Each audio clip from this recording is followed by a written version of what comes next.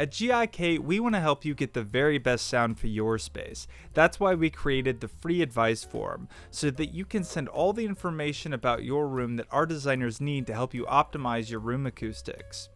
Today, we'll be sitting down with one of those designers, Gus Campbell, so that you can learn what goes into getting you all of your great room advice. Gus started very young as a musician and went on to get a degree in music technology from Georgia Tech with a focus on acoustics.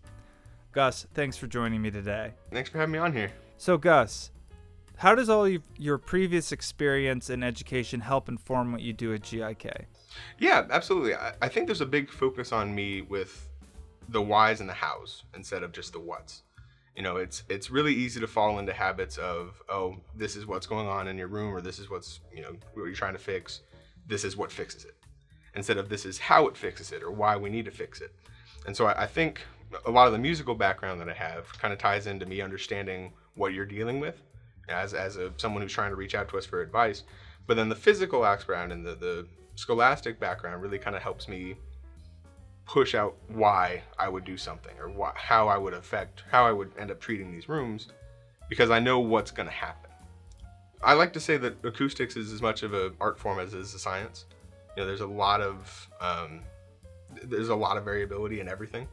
Everything's changing. Every room's going to be different. Every person's going to be different.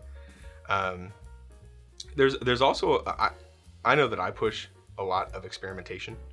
I'll tell people, hey, this is what I would do, but I'll follow it up with, but take the time and figure it out for yourself a little bit. Take the time. I'll send tests and I'll send tricks and tips to try and understand your room a little bit better. We don't do a lot of house visits, so getting as much knowledge about the room and the listener as we can get is going to help us out. So you just got a room submission. You're looking at a room you've never seen before. Somebody wants it acoustically treated. How do you start that process?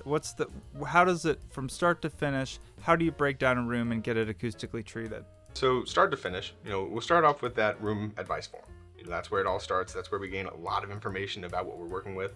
The way that I describe it is it's going to ask all the same questions I would, but in a much cleaner, more organized, more straightforward way. It asks you, what we're dealing with, which is the most important things, what we're trying to fix. It asks you what kind of budget you're trying to stay within. And then the most important, there's a place to upload pictures, which I'm a visual learner, and so being able to see the space is massive for me. If you sit down and you say, hey, there's a fireplace on the back wall, there's a window on the left wall, I'll say great, and I'll spend about 20 minutes trying to think, okay, here's where the fireplace is, here's where the window is, okay, we got it now. But if I can just see it with pictures, it makes it so much easier. Then from there, we either can just dive into what we're doing with treatment, expecting kind of some bare bones stuff and getting a baseline of how we want it to sound. Or, if you've got a decent background in it and a good understanding, we can address certain problems. I have lots of people who come in and say, hey, my listening position or my listening room sounds really nice, but there's just one problem. There's too much bass buildup. There's a little bit of lackluster mids. And that's something else that we can address and try and really hammer down exactly what you're looking for. So it all starts off with that room form. From there, it kind of addresses what we're dealing with. And then at that point, we can address treatment. So how useful would you say are the tools on the GIK website? Tools are super useful on the website. As I mentioned, that Roomable Visualizer is absolutely great. That's something I use on a daily basis. Let's say someone's just getting into room acoustics. They're trying to treat the room for the first time. What kind of advice would you have for that person? Experiment and bass trapping. Without being in the room, there's a lot of stuff that I'm not going to be able to tell. There's a lot of stuff that I can guess, but there's a lot of stuff that I won't be able to fully tell. And taking the time to really understand your room is going to translate greatly to figuring out what the best move is for it. Figuring out what you're trying to fix when, if your listening room specifically doesn't sound exactly how you want it to. If you take the time and realize what's going wrong, what's the problem, what you're missing, that's becomes a much more straightforward treatment process than if you're trying to say, oh, it just doesn't sound good. It's really bass heavy and I don't know why. Well, finding those bass hotspots, that can make a big impact.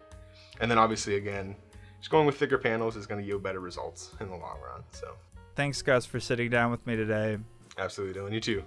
And a big thank you to anyone who tuned in and listened or watched our interview today. If you, yes, you sitting at home, have any questions about room acoustics, check us out at GIKacoustics.com, where you can find tons of useful tools, articles, and videos, as well as the free advice form that we talked about today that was specifically designed to help you get the very best sound for your space, with thanks to help from designers like Gus.